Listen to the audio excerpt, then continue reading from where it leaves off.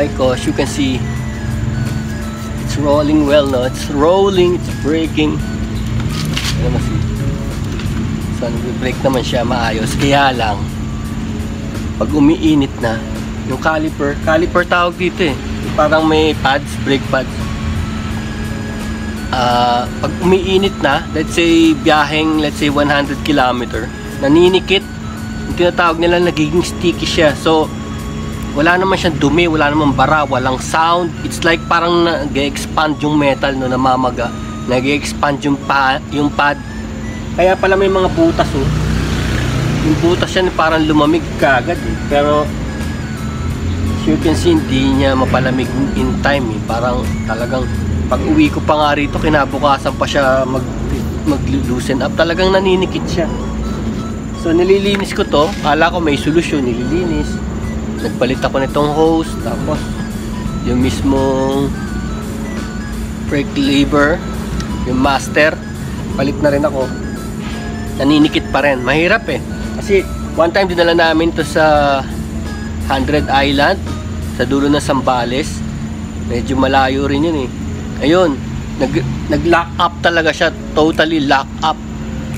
So ang ginawa, dinisconnect na lang para lang makaandar. Kasi talagang ayaw nang umandar sa sobrang nikit niya. Ngayon, kagandahan dito sa mga Rouser 135, ang daming pyesa. Sa Shopee, Lazada, this is only 500 pesos. This whole system, no, with the pads and everything. Ito yata yung heatsink eh. Ito yung heatsink supposed to be. Dito iinit, tapos lalamig din siya kagad. Eh kaso wala naman tong fan. Wala tong fan eh. So umaasa lang siya ron sa natural niyang hangin.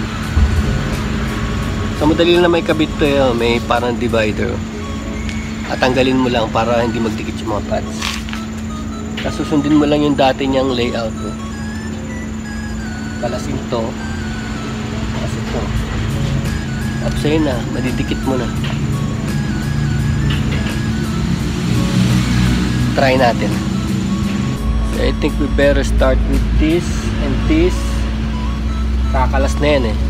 Kailangan tanggalin din natin to. So better loosen up habang nakakabit pa.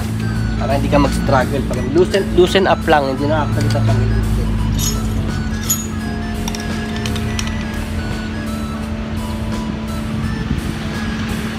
Yan. Loosen up para hindi mo muna lumabas. No?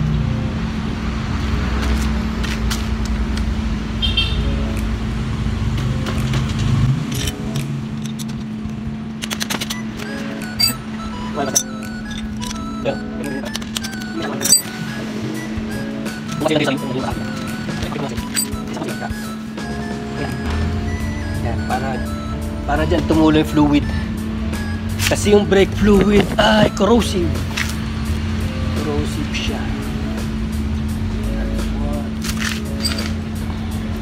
So in number 12, ano mga 10, 8, 10, 12, yun yung mga importante sa motor eh. Mga numbers na yan.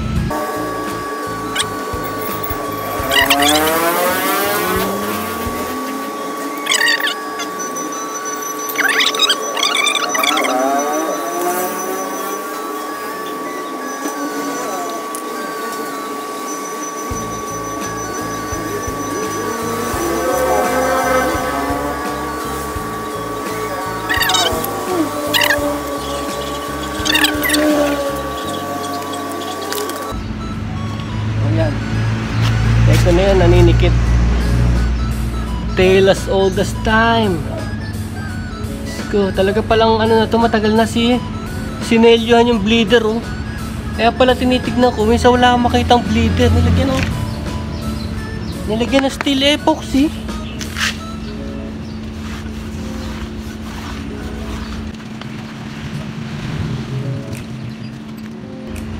Check na rin yung yung disc kung may abrasion, kung may hiwa. Ito wala naman, yung para circular pattern lang. Pero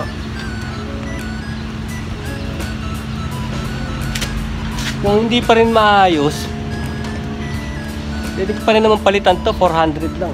Pero parang okay pa naman.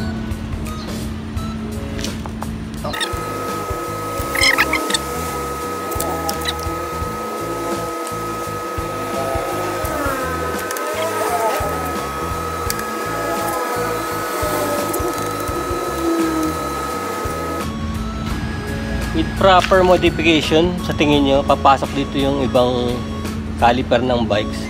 Pwede. Kaya lang, something may go wrong, no? So, mas maganda yung kung ano yung para sa bike, yun yung ilagay nyo. Para hindi na kayo adjust pa.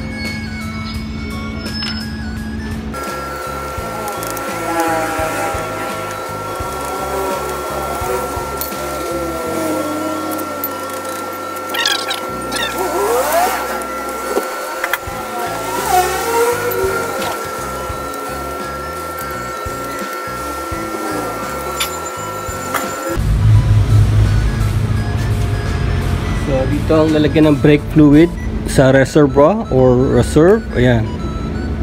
Lagay nyo lang yung dot 3 brake fluid DOT3. Kasi ang gagawin natin, bobombahin natin yan. Bobombahin hanggang sa tumigas. Tapos, pag tumigas, i-hold mo na ganyan. Tapos, bubuksan mo yung bleeder. Bleeder is right here. Yan. Yan ang bleeder. I-open mo yung bleeder dyan, lalabas yung fluid with the bubbles kasi tanggalin natin yung bubbles. Pero of course, that motion magbabawas kasi magbi-bleed ka nga, tatapon yung fluid. So, kailangan tignan mo to, baka naubos na. Kasi konti lang naman laman nito eh. Kaya checkin natin na straighten nyo yung manibela. Straighten nyo lang yung manibela, tapos open it up.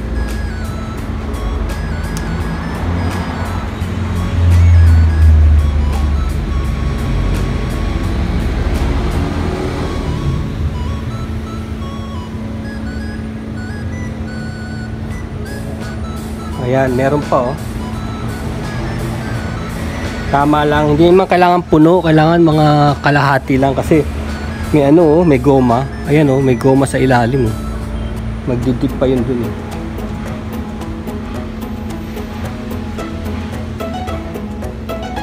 So talagang actually konti lang talaga ang nilalaman niyang fluid. Kaya nakita nyo kanina nagtitipid ako, sabi ko ayoko lumabas yung fluid para hindi yung entire system ang mawawala ng brake fluid. Hindi yung dun lang sa pinagtatrabaho natin, sa caliper lang. Kaya ayoko siyang mag-bleed. Di ba sabi ko ayoko siyang mag-bleed para konti lang ang magastos natin. Kasi kung di mo gagawin yun, etong buong to kailangan punuin mo ito. Kung mapalabas mo yung brake fluid mo, yung entire hose kailangan punuin mo. Kaya careful ako dun sa baba na hindi siya mag-bleed out at saka hindi siya mapasukan ng air. Kasi kaya naman tayo nag-bleed out para alisin natin yung hangin.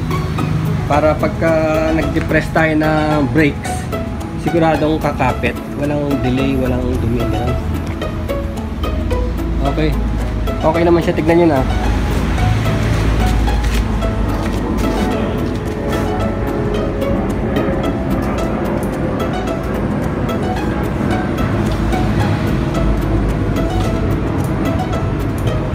Ngayon, sa simula yan, medyo makapit pa, madikit kasi yung brake pads ay bagong-bago pa, so mag-groove pa siya dun sa disc. So, papanda rin natin paikot-ikot. Siguro isang biyahe lang, magmamatch na yan. So, ganun lang pagpapalit. Kaya gusto ko tong rouser, kasi tong rouser maraming pyesa, mura pa. So, imbis na mag-clean up, bili na lang ng bago, di ba? 500 lang naman. Kasi nangyari, dadali mo sa repair shop, wala silang pyesa, di gagawa ng paraan yung dala mo kasi wala silang pyesa eh. Siyempre yung mekaniko ron gusto niya matapos kagad yung job para makaalis na siya. Yun nga lang, kagaya niya no, pare-repair naman niya, kaya lang may tagas dito sa bleeder. Imbis na mapalitan tong system na to, tinakpan na lang ng epoxy. So ganun, gumagawa na lang ng paraan. Pero actually hindi naman siya ganun kamahal, di ba?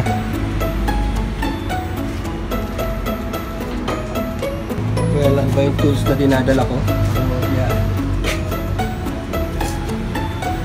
So, yeah. Siyempre sabihin nyo wala ka namang alam.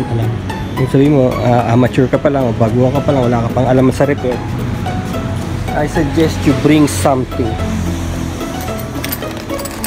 Just bring something.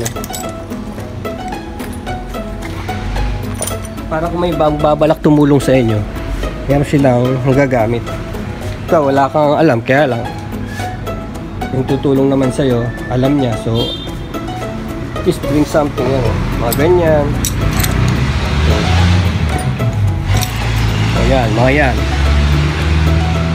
Number 8, number 10, number 12. Yan. Tapos, ito, long nose. Tapos, another one. Ito, marami to kasi adjustable na to. Ito yung malalaki para to sa axle. Sa axle, kaya ka namin malalaki rin. Ito, ba't ba ako meron to? Sa spark plug dapat to. Ito, sa spark plug din. Of course, bring basahan, bring wire, bring tie wrap, bring electric tape. Lahat, out in the open. Importante yan. Ngayon, hindi pa natin kailangan, pero out in the open, wala ka nang mahihiraman. Importante yan.